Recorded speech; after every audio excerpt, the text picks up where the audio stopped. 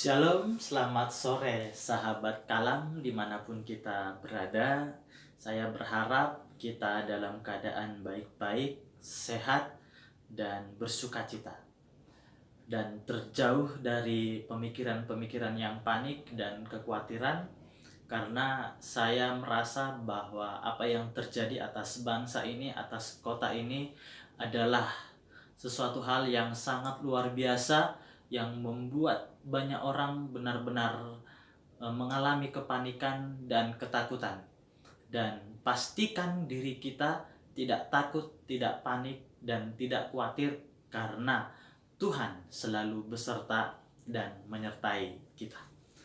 Nah, saudaraku yang terkasih, kita mau belajar tentang penderitaan. Bagaimana sih orang percaya itu memaknai tentang sebuah penderitaan? Apakah yang menderita itu adalah orang-orang yang di luar Kristen? Atau sebaliknya, apakah orang Kristen harus merasakan penderitaan? Ada 3 hal yang harus kita pahami, mengerti tentang jenis penderitaan. Yang pertama adalah menderita karena kebodohan sendiri. Jika kita menderita karena kebodohan sendiri, saya mau mengatakan bertobatlah. Nah, yang kedua, jika kita menderita karena kehendak Tuhan, saya mau mengatakan mengucap syukurlah dan bersukacitalah. Yang ketiga, jika kita menderita karena pekerjaan dan kuasa kegelapan, berdoalah dan perkuat iman kita. Saudara, kita mau memaknai tentang penderitaan dari apa yang dituliskan oleh 1 Petrus 4 ayat 8 dan 19. Saya membacakan buat Bapak Ibu Saudara. Dan jika orang benar hampir-hampir tidak diselamatkan, apa yang akan terjadi dengan orang fasik dan orang berdosa? Karena itu, baiklah juga mereka yang harus menderita karena kehendak Allah, menyerahkan jiwa dan selalu berbuat baik kepada Pencipta yang setia. Sekali lagi saya bacakan buat Bapak Ibu Saudara. Dan jika orang benar hampir-hampir tidak diselamatkan, apakah yang akan terjadi dengan orang fasik dan orang berdosa? Karena itu, baiklah jika mereka yang harus menderita karena kehendak Allah menyerahkan jiwanya dengan selalu berbuat baik kepada Pencipta yang setia. Penderitaan bukanlah sifatnya subjektif, sehingga kita berkata yang menderita adalah hanya orang-orang miskin atau hanya orang-orang berdosa. Tidak. Sesungguhnya penderitaan adalah objektif. Siapa saja pernah menderita. Bahkan hari ini saya mau memastikan bahwa hampir seluruh manusia di dunia sedang mengalami penderitaan. Menderita bukanlah hal yang harus ditakuti dan juga bukanlah hal yang harus dijauhi. Hanya kita perlu memaknai apa sih penderitaan itu dan kepada siapa penderitaan itu harus hinggap. Petrus mengatakan demikian, dan jika orang benar hampir-hampir tidak diselamatkan, apakah yang akan terjadi dengan orang fasik dan orang berdosa? Nah, Bapak Ibu Saudaraku yang terkasih di dalam Tuhan, ayat 18 ini menjelaskan kepada kita bahwa penderitaan itu menyerang siapa saja, termasuk orang benar. Sepertinya Petrus mengutip sebuah ayat untuk menguatkan tesisnya dari Amsal 11 ayat 31 berbunyi demikian. Kalau orang benar menerima balasan di atas bumi, lebih-lebih orang fasik dan orang berdosa. Penulis kitab Amsal lebih jelas lagi mengatakan bahwa Kalau orang benar menerima balasan apa yang terjadi atas bumi, demikian juga orang fasik dan orang benar. Artinya apa, Bapak Ibu Saudaraku yang terkasih di dalam Tuhan? Bahwa penderitaan itu, kesusahan itu, wabah maupun virus itu menyerang siapapun. Jadi jangan merasa kuat, jangan merasa kebal, jangan merasa sok jago. Saya sedikit bersedih, bahkan mengalami gundah di dalam hati tentang apa yang terjadi dengan pendeta-pendeta teman sekerja Allah yang meninggal karena diserang virus COVID-19 yang hampir memakan 5 atau 6 pendeta yang benar-benar hidup melayani Tuhan. Lantas, apakah kita harus mengatakan Tuhan tidak adil? Tidak. Justru Tuhan adil. Penderitaan itu tidak memilih siapapun.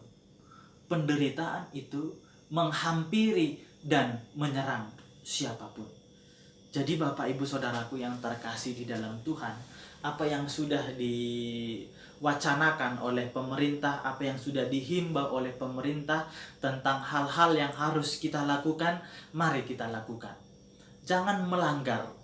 Kita harus berpikir sedemikian rupa sebagai orang Kristen yang dewasa, yang benar-benar memiliki iman yang teguh, memiliki keyakinan yang kuat atas dasar firman Tuhan.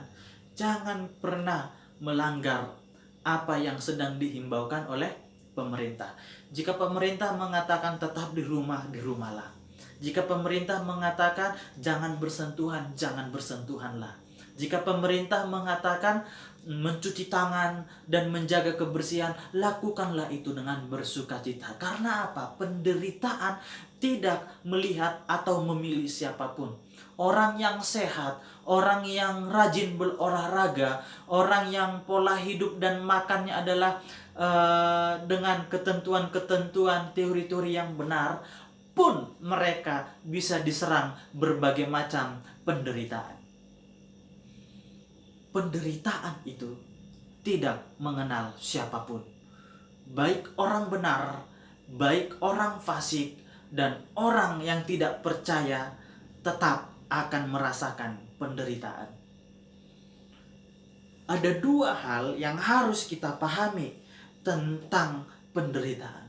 Yang pertama adalah penderitaan itu menyerang siapapun, termasuk orang benar, orang fasik, dan orang yang tidak percaya.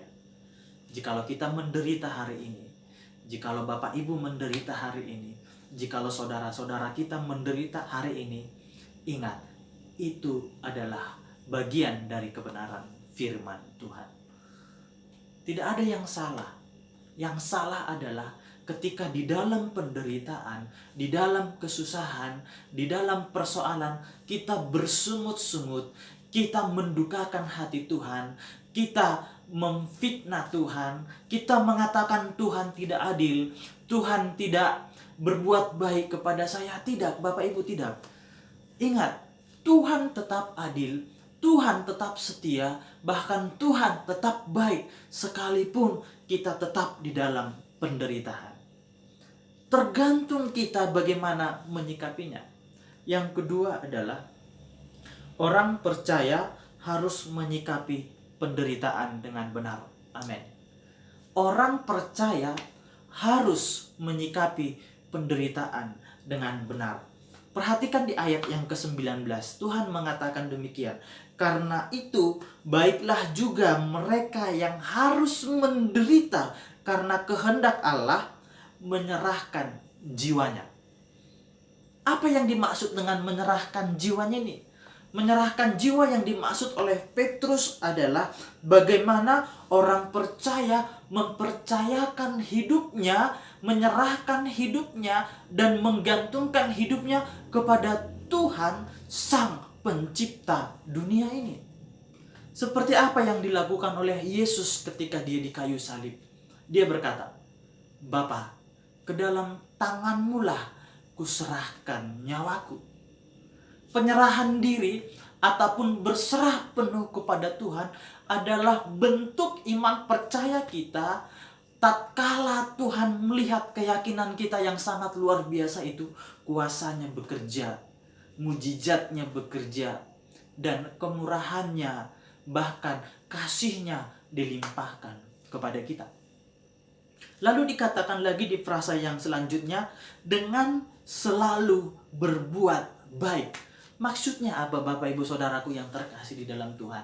Sungguh sangat menyedihkan, sungguh sangat mengkhawatirkan bahwa di dalam kondisi negara kita, kota kita yang sedang diserang oleh COVID-19 atau virus corona ini, membuat orang-orang ingin menyelamatkan dirinya sendiri, menyetok barang sebanyak mungkin, membeli masker dan alat pembersih tangan, dan mengabaikan orang-orang yang membutuhkan. Mereka berpikir bahwa mereka akan mati, sehingga mereka tidak memikirkan lagi orang-orang miskin yang membutuhkan pertolongan. Tetapi firman Tuhan mengatakan bahwa selalu berbuat baik. Jikalau kita masuk di dalam penderitaan, masuk di dalam kesusahan, saya mau mengatakan tetaplah berbuat baik. Di dalam pengertian Yunaninya, Petrus ingin menjelaskan seperti ini. Selalu berbuat baik itu adalah segala sesuatu yang kita rasakan atau segala sesuatu yang sedang kita alami harus selalu melakukannya dengan baik. Harus selalu menyikapinya dengan baik. Jangan sikapi dengan kekhawatiran. Jangan sikapi dengan kepanikan. Jangan sikapi dengan ketakutan. Tetapi sikapilah dengan segala sesuatu berdasarkan hati nurani dan sikap-sikap yang baik. Saudara, menarik sekali apa yang dijelaskan oleh Petrus. Apa yang harus menjadi sikap orang Kristen ketika orang Kristen masuk di dalam penderitaan. Nah, dilanjutkan lagi di frasa yang selanjutnya, Petrus mengatakan demikian, kepada Pencipta yang setia. Kepada Pencipta yang setia. Ini artinya apa? Sekalipun bumi ini runtuh, sekalipun hari-hari ini semakin jahat, sekalipun perbuatan manusia semakin jahat, artinya Tuhan akan selalu dan tetap selalu, bahkan sampai berkesudahannya waktu, akan setia kepada kita. Kesusahan, kekacauan, peperangan itu tidak mendefinisikan bahwa Tuhan tidak setia. Justru dikatakan di dalam kesusahan, di dalam penderitaan kita, kuasa Tuhan bekerja. Ingat, Tuhan tetap setia. Tuhan tetap mengasihi sekalipun situasi saat ini sangat buruk, sangat mengkhawatirkan. Jauhkanlah kekhawatiranmu, jauhkanlah ketakutanmu, dan yakinilah Tuhan tetap setia. Amin. Sebagai kesimpulan, saya mau mengatakan demikian. Ingat, dengan apa yang terjadi atas dunia ini, Dia tidak pilih kasih. Jika kita yang setia merasakan apa yang terjadi kepada kita, maka orang fasik juga lebih-lebih merasakannya. Tetapi yang setia dan yang benar akan selalu merasakan, menikmati pertolongan dan perlindungan Tuhan yang sangat mengasihi kita. Amin. Ada dua hal yang harus kita maknai tentang sebuah penderitaan. Yang pertama, penderitaan itu menyerang siapapun, termasuk orang benar, orang fasik, dan orang yang tidak percaya. Yang kedua, orang percaya harus menyikapi penderitaan dengan benar, mempercayakan diri kepada Tuhan, menyerahkan hidup kita kepada Tuhan, dan selalu berbuat baik. Ingat, Dia yang setia dan adil akan melakukan kesetiaan dan keadilannya kepada kita dan kepada seluruh umat manusia. Amin. Tuhan Yesus memberkati.